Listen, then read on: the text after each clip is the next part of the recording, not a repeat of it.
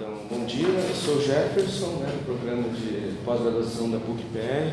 Também quero agradecer a iniciativa do PET, a iniciativa de fazermos aí um registro desse momento. E minha comunicação nasce de um projeto que o meu orientador já vem desenvolvendo, que se chama Dos Antecedentes de Freud na Modernidade, porque, segundo o Francisco Boca, o Freud ele sempre voltou os olhos para o que veio antes dele e tomou isso como base para aí sim propor as suas teses assim, fundamentais. E isso nasce também a partir de uma pesquisa do professor Luiz Roberto Monzani, em que ele faz esse mapeamento de possíveis influências, assim, mesmo que longínquas, daquilo que convergeu assim, para as teses no início do século passado. E o Divino Gozo se trata aqui também de uma espécie de uma crítica a uma tentativa de Malebranche de extrair uma moral do que a gente vai compreender aqui como desfruto ou gozo de objetos particulares. E eu uso gozo porque acho que é a tradução melhor para jouissance, ou jouir. Então, agora eu começo de vez, feitas as apresentações. Nessa pesquisa eu viso apresentar o que por enquanto se trata de um ensaio. Tal ensaio, pois, tem como intuito criticar a noção de desvio, resultado da busca pelo gozo na proposta de Nicolas Malebranche, a partir de elementos presentes no interior da obra do mesmo. Para isso, irei confrontar a noção de inclinação para bens particulares com a tese do ocasionalismo. A questão geral da minha fala seria: até que ponto a fruição de um desejo em bem particular não seria antes uma concordância com a vontade de Deus, ao invés de um desvio? Partimos do pressuposto de que, ao tender para algum objeto particular, a alma cumpre com um desígnio divino. Logo, esse desvio, agora entre aspas, se situa no interior da providência divina. Só um parênteses. Entendamos aqui Deus, divindade, como causa primeira. Acho que a gente não precisa extrapolar para nenhum tipo de liturgia quando a gente está falando disso no âmbito da filosofia moderna. Assim, todo e qualquer gozo é efeito de uma excitação contínua existente na alma por conta da constante ação de Deus que incita nela tal desejo. Logo, toda e qualquer negação ao gozo seria, nessa perspectiva crítica, um desvio da impressão de Deus que conduz a alma a querê-lo, dada a sua relação com o bem e a felicidade. Para efetuarmos nossa investigação que se guia por essa hipótese inicial, dividiremos nossa abordagem em 3 etapas. A primeira delas será voltada para uma discussão sobre a proposta das vontades concorrentes de Malebranche, a fim de analisar como se estrutura essa dinâmica que tem como ponto de partida a vontade divina voltada para o bem e como desfecho a vontade cega da alma que é volúvel diante de bens particulares. Em seguida, nos ocuparemos de analisar a tese do ocasionalismo no interior da obra de Malebranche no escopo de compreender a relação entre ocasionalismo e os afetos. Na última etapa, visamos, então, examinar como a questão do gozo se situa tanto como uma consequência de estímulos provocados da alma por ordem divina, quanto como um desvio parcial da impressão do bem em geral, no intuito de criticar este último posicionamento de desvio. Consideramos que, embora Malebranche compreenda a fruição do desejo em bens particulares como desvio, é possível interpretar que, na busca por encerrar seu estado de excitação em um objeto particular, a alma sucumbe para este, aderindo ao propósito divino de buscar usufruir o bem, mesmo que esse usufruto seja apenas provisório e seu efeito seja mitigatório enquanto não se alcança o bem em geral, ou seja, o divino gozo. Então, a primeira parte, feita essa introdução prévia, a primeira parte que é compreender as vontades concorrentes. Então, antes de adentrar a crítica propriamente dita, convém que façamos uma contextualização sobre o que Malebranche compreende como desvio. Como o desvio só se reconhece a partir de um curso reto, nos parece cabível dar enfoque à noção de vontade geral de Malebranche. Segundo ele, a alma sofre uma impressão constante que atende a querer o bem e a felicidade. Diz ele: a nossa vontade não tem o poder de desejar não ser feliz. Isso porque, para o filósofo, tais estados são possíveis em um, digamos, encontro com Deus, já que este inculca no espírito uma vontade que tende para ele. Sobre isso, cito Malebranche. Diz ele: as inclinações naturais dos espíritos são certamente as impressões contínuas da vontade daquele que os criou e as conserva. Parece-me que é necessário que essas inclinações sejam inteiramente semelhantes àquelas de seu Criador e de seu Conservador. Elas não podem, assim, ter naturalmente outro fim que não a sua glória, nem outro fim segundo, que não a sua própria conservação e de outros, mas sempre por relação àquele que lhe deu o ser. Fim de citação. Vemos então que a vontade da alma está fundamentada na vontade de Deus, que faz com que as criaturas o amem. Contudo, há uma diferença de caráter entre essas vontades. Em Deus, a volição se expressa como impulso, excitação que cria condições de possibilidade para que a alma tenda para os objetos, e seu gozo, se assim podemos falar, seria a própria criação desses seres vertidos para si próprio que o admiram. Na alma, entretanto, se trata de uma aspiração ao gozo em relação àquilo que lhe suscita prazer e favorece sua conservação. Trata-se de uma vontade particular que está vinculada com uma vontade geral que serve de norte para todas as vertigens da alma. Tal inclinação impulsionada por Deus na alma é análoga, segundo Malebranche, ao movimento impresso no mundo material. Vejamos antes o que ele diz sobre este movimento logo no início do seu livro sobre as inclinações. Ele diz: se Deus, ao criar o mundo, tivesse produzido uma matéria infinitamente extensa, sem imprimir algum movimento, os corpos não seriam tão diferentes uns dos outros. Todo mundo visível, seria até este momento apenas uma massa de matéria ou de extensão que bem poderiam servir para fazer conhecer a grandeza e a potência do seu autor, mas não seria essa sucessão de forma e esta variedade de corpos que fazem toda a beleza do universo e que conduz todos os espíritos para admirar essa sagacidade infinita daquele que o governa. Fim de citação. A impressão do movimento, nesse sentido, está comprometida de forma causal com a produção de diferença nas coisas do mundo. Por considerar que a mistura, geradora de variedade e de diversidade dos corpos, não seria possível sem um movimento propulsor, Malebranche articula a noção de movimento no mundo com a noção de diversidade de coisas deste. O movimento impresso na natureza segura-nos do fato dela ser divertida, isto é, de não haver, na manifestação desta, algo extremamente ordenado e previsível. Todas as variações resultantes desses movimentos nos indicam, pelo contrário, que não há sentido em buscar um demasiado sentido naquilo que se engendra na natureza por si mesma. Haveria sentido em compreendê-la como dotada de um movimento cujo resultado seria somente a variação. Logo, embora a causa seja uma e exista apenas um movimento, o resultado é o diverso. Apresentando este argumento no qual se recorre à manifestação da impressão divina na natureza, Malebranche se ocupa desse mesmo objeto, porém na alma. Então, cito Malebranche agora acerca da alma. Ora, me parece que as inclinações dos espíritos são no mundo espiritual o que o movimento é no mundo material, e que, se todos os espíritos estivessem sem inclinações, ou se eles nunca quisessem nada, não se encontraria, pois, na ordem das coisas espirituais essa variedade que não nos faz apenas admirar a profundeza da sagacidade de Deus, como fazem as diversidades que reúnem nas coisas materiais, mas também a sua misericórdia, sua justiça, sua bondade e geralmente todos os seus outros atributos. Fim de citação. Logo, a explicação da impressão do movimento no espírito é justificada conforme o que já foi dito acerca do movimento na matéria, isto é, para divertir e para propiciar a variedade. De maneira específica, sobre este ponto, diz o Malebranche: assim, todos os espíritos devem ter algumas inclinações, da mesma forma que os corpos têm diferentes movimentos. A tendência à diversão seria, então, a regra, se assim podemos chamar.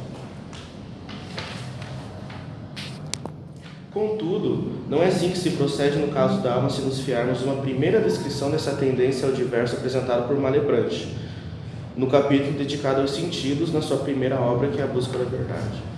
Nessa descrição, podemos identificar nitidamente como o filósofo aparta a alma da natureza e inscreve em uma ordem de outra impressão, mesmo tendo afirmado que seu curso objetivo é o mesmo fim. Então, citando Malebranche, é preciso saber que há uma diferença muito considerável entre a impressão de um movimento que o autor da natureza produz na matéria e a impressão do movimento em direção ao bem geral, que o mesmo autor da natureza imprime sem cessar no espírito, pois a matéria inteiramente sem ação não tem nenhuma força para parar seu movimento, nem para determiná-lo e desviá-lo para um lado mais do que para o outro. Seu movimento, como acabo de dizer, faz-se sempre em linha reta e, quando é impedido de continuar dessa maneira, descreve a maior linha circular possível e, por consequência, a mais próxima da linha reta, porque é Deus que lhe imprime seu movimento e regra sua determinação. mas não se passa o mesmo com a vontade. Pode-se dizer, em sentido, que ela é gente que tem em si mesma força para determinar diversamente a inclinação e impressão que Deus lhe dá, pois, ainda que não possa parar essa impressão, ela pode, em um sentido, desviá-la para o lado que lhe agradar e causar, assim, todo o desregramento que existe em suas inclinações e todas as misérias que são consequências necessárias e certas do pecado. Fim de citação.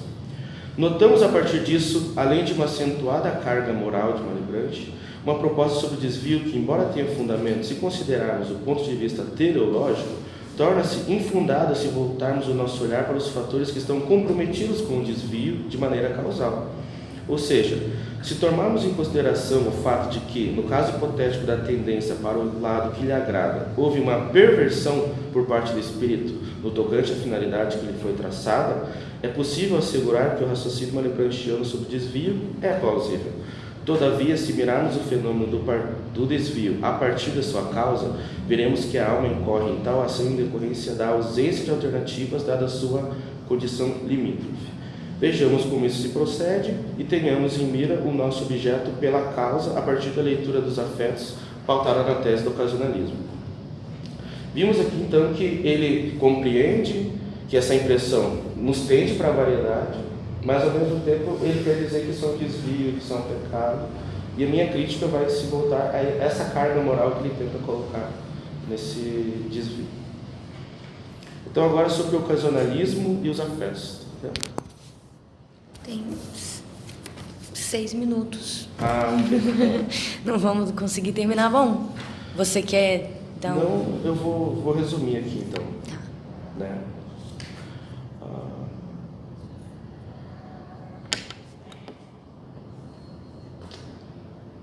Bom, então vou tratar rapidamente sobre o que seria o ocasionalismo.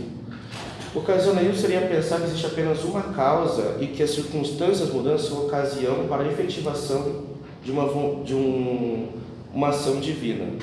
Aí, para ilustrar isso, Malebranche dá o exemplo das bolas que se chocam, assim, um exemplo bem comum na modernidade, como no exemplo de um jogo de bilhar. Uma bola não é a causa do movimento da outra, do contrário, ela é a ocasião para que a vontade de Deus, digamos assim, se expresse. Né? Então, esse seria, digamos assim, o ocasionalismo, porque tem uma causa primeira que está comprometida mesmo com os choques que se dão ali em outra ordem, assim, aparentemente. Aí, isso em relação aos afetos, eu vou citar uma coisa bem, assim, breve que vai sintetizar essa ideia. Sobre o ocasionalismo nos afetos, diz Malebranche: os bêbados, talvez, não amariam tanto o vinho se soubessem o que este é e que o prazer que eles têm ao beber vem do Todo-Poderoso, que lhes ordena a temperança, mas que eles injustamente fazem servir sua intemperança. Eis os desregramentos que a própria razão nos compromete quando unida aos princípios da filosofia pagã e quando segue a impressão dos sentidos.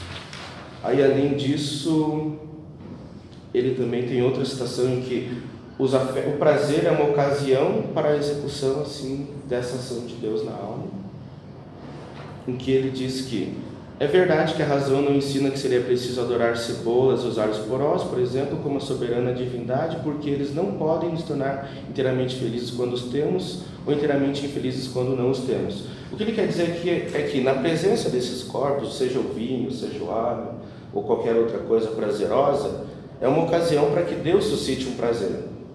Ou seja, quando a alma está usufruindo desse prazer, em última instância, é por causa da ação divina. Né? Então, a minha crítica vai nesse ponto. Não teria como você colocar moral na coisa, ou dizer que desvio é algo pecaminoso, uma vez que ele está comprometido causalmente com essa causa primeira. Então, aí para fechar, né, já que o tempo é curto, vou ler aqui bem o encerramento do texto, que eu digo: portanto, a alma se direciona para uma gama divertida de objetos pelo motivo de que sua possibilidade de gozo está limitada pelo arcabouço de coisas possíveis para se perceber pelos sentidos. Né? Isto é, porque existem coisas que lhe são inatingíveis pelo motivo de que ela é deficiente e carece de potencial epistêmico para tomá-las de forma inteligível. Isso porque, tomando como base uma citação agora de um texto chamado Meditações Cristãs, há ali uma espécie de um diálogo entre Malebranche e seu mestre interior, em que Deus se manifesta dizendo a tal passagem que é a tese do que eu estou dizendo. Diz Deus, vamos colocar assim: ora, se tu tivesse uma ideia clara de ti mesmo, se tu visses em mim este espírito arquétipo sobre o qual tiveras sido formado, tu descobririas tantas belezas e tantas verdades contemplando que tu negligenciarias todos os seus deveres. Tu descobririas com uma extrema alegria que tu serias capaz de gozar de uma infinidade de prazeres, tu conhecerias claramente sua natureza.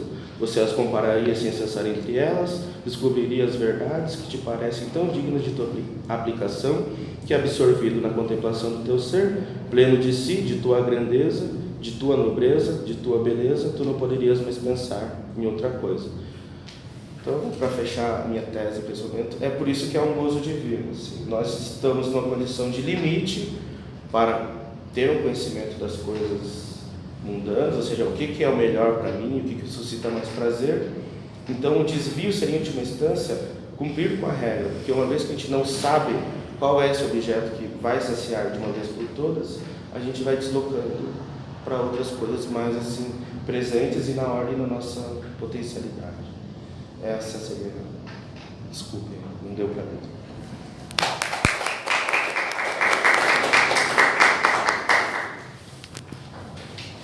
Alguém tem alguma pergunta?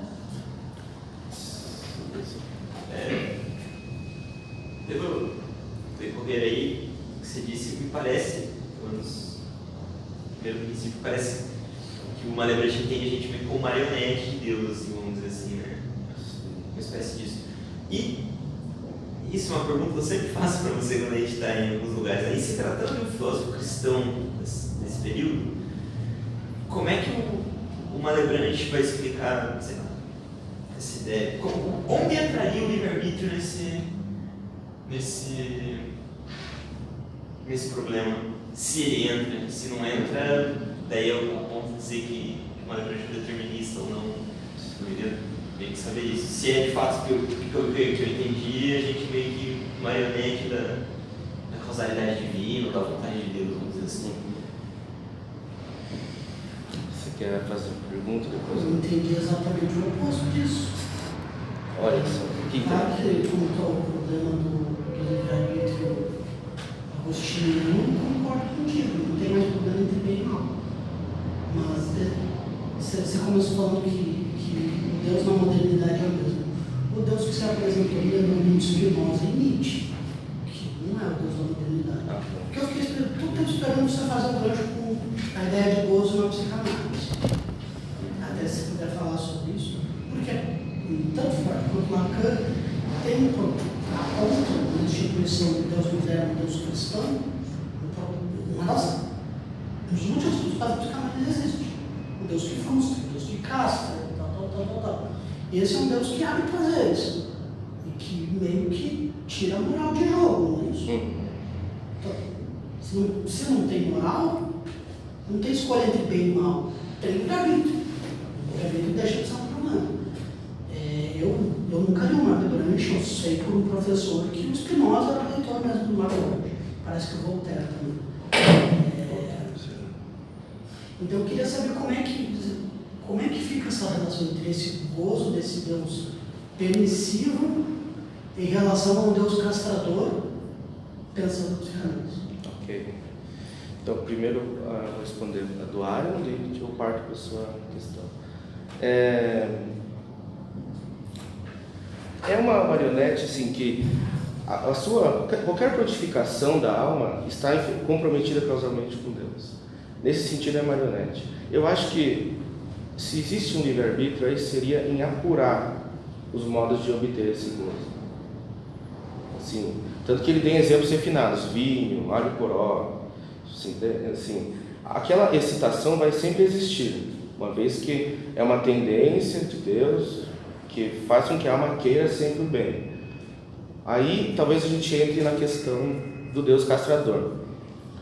Entretanto, tem aqui a distinção de um bem com B maiúsculo, inatingível, que Deus de fato não te dá assim, ele não abre o jogo com você, ele não diz o que é esse bem, e talvez o livre-arbítrio em você se deslocando assim, e talvez assim Deslocando, eu achei um termo interessante. Deslocando de um bem para o outro bem. E você vai, a partir dessa inquietude, assim, que funciona como um motor, querendo cada vez mais gozar de outros bens. Aí você sai da Kaiser, passa a tomar Antártica, daí você passa a tomar depois Amstel, entende? Então talvez o livre-arbítrio, se é que existe uma margem, porque na minha intenção, na minha dissertação, minha tese é que é um determinismo.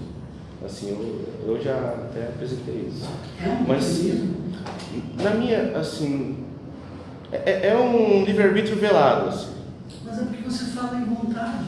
Como é que determinismo você tem vontade do indivíduo?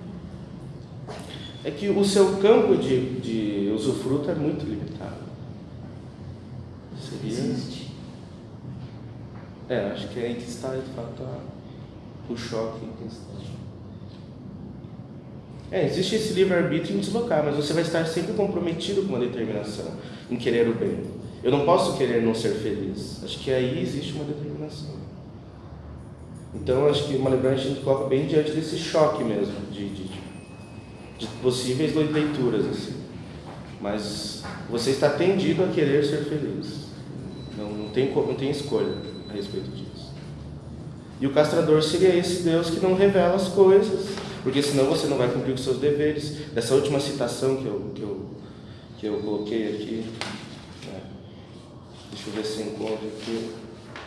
Porque ele diz assim, se tu tivesse... se você descobrisse em mim tantas belezas, tantas verdades, você negligenciaria todos os seus prazeres.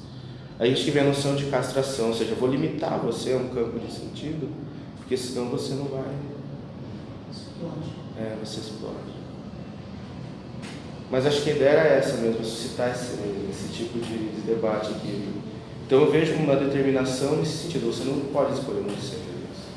Mas ao mesmo tempo você pode ir apurando esse gozo. Né? Acho que seria isso. Espero ter... Fiquei interessada com uma pergunta que ele fez e eu não, de verdade, vi a aproximação que você fez também com a psicanálise mesmo, Freud e Lacan, assim, que eu estava esperando quando você falou na sua apresentação, assim, eu estava esperando um aprofundamento, quando você fala da pesquisa do seu orientador, e onde entra essa aproximação mais profunda com a psicanálise, com o gozo psicanalítico. Assim. No caso do meu orientador, que são os antecedentes, que a gente pressupõe que existam. Ou seja, que a realidade científica que Freud vivenciou... Mas você na sua pesquisa não chega Não chego a citar assim diretamente.